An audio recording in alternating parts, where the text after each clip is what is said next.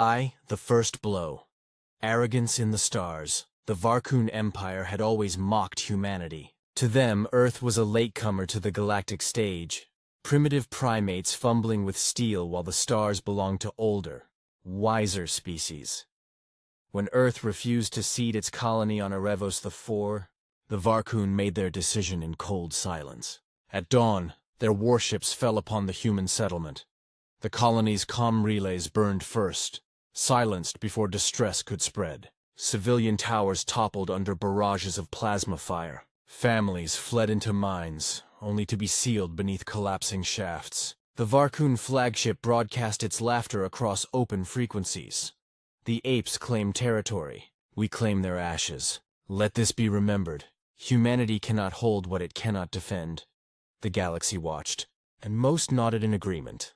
Humanity was young, fragile, too civilized to match such cruelty, but they misjudged the species that had carved empires on Earth by fire and sword. They mistook patience for weakness, and they would learn. The Feast of Mockery, in the halls of the Galactic Concord. Alien envoys drank to the slaughter. They praised the Varkun's efficiency, mocked Earth's naivete, and whispered of carving up the rest of human colonies. They still cling to relic myths, sneered a diplomat of the Thriss. Time travel, cause and effect. They think time bends to will. Utter superstition, the Varkun commander replied, voice dripping with disdain. Humans imagine too much. Time is unbreakable. Power comes from fleets, not fantasies. Let them play with paradox in their cradles. We hold the blade. The laughter echoed across star systems. Humanity, they believed, would bow or vanish. Yet in bunkers below a ruined colony, human survivors whispered a single phrase through encrypted bands. Dock with it. It was not profanity. It was a promise. Tree. The silence before the answer weeks passed. Humanity's outward reaction was muted. Too muted. No speeches, no threats, no pleas to the conquered. The galaxy assumed Earth was broken, cowed into submission. But deep in Sol's hidden yards, something stirred. Massive dry docks, long sealed, awoke with rumbling power. Engines the size of mountains lit the void. Hulls of dreadnoughts, kept secret, hidden behind the veil of civilian industry, slid free. Entire asteroid belts glowed as foundries ran red-hot. For the first time in centuries, the old Terran war anthem rose through encrypted channels. Silence, then the thunder. The Concord began to worry. Reports spoke of temporal distortion cores being mounted onto human warships. Time experiments, long dismissed as folly, were suddenly functional, proven, stabilized. When a scout drone of the Varkun trespassed near Sol, it recorded a single image before vanishing. A human battleship phasing in and out of different moments. Moving like a ghost across the void, the silence broke, and every empire heard the warning. Dock with time, or be erased by it. The March of Retaliation. The response began at Erebos IV, the very colony where humanity had been slaughtered. The Varkun fleet still lingered, boasting of victory, broadcasting their triumph across the stars. Then, without warning, the stars themselves flickered. One moment, the battlefield was calm. The next, a human dreadnought hung above the planet, vast enough to blot the sun. Its cannons glowed not with plasma but with shifting light, beams drawn from time itself, folded and weaponized. The first shot did not merely destroy the Varkun flagship. It erased it from history. Records dissolved, memories fractured. The commander who had laughed at humanity was nowhere, had never been. Panic erupted in alien channels. They're rewriting the war as it happens.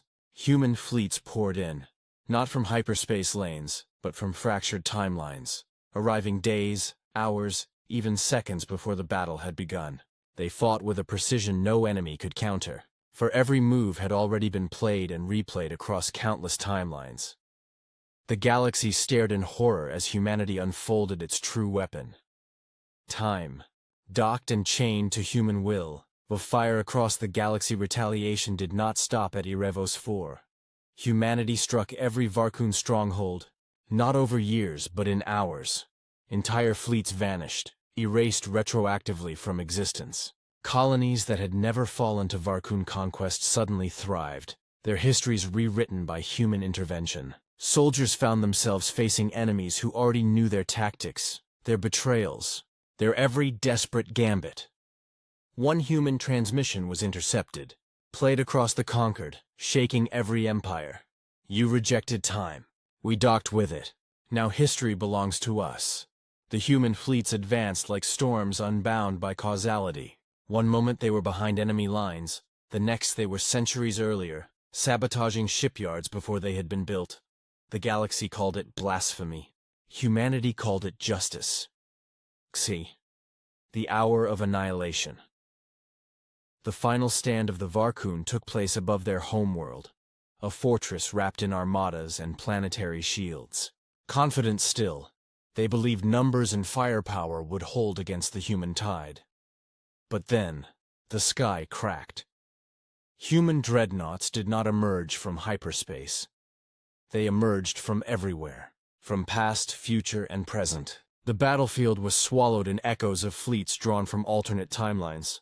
The Varkun found themselves surrounded not by one enemy, but by thousands, every possible version of humanity converging for a single, merciless strike.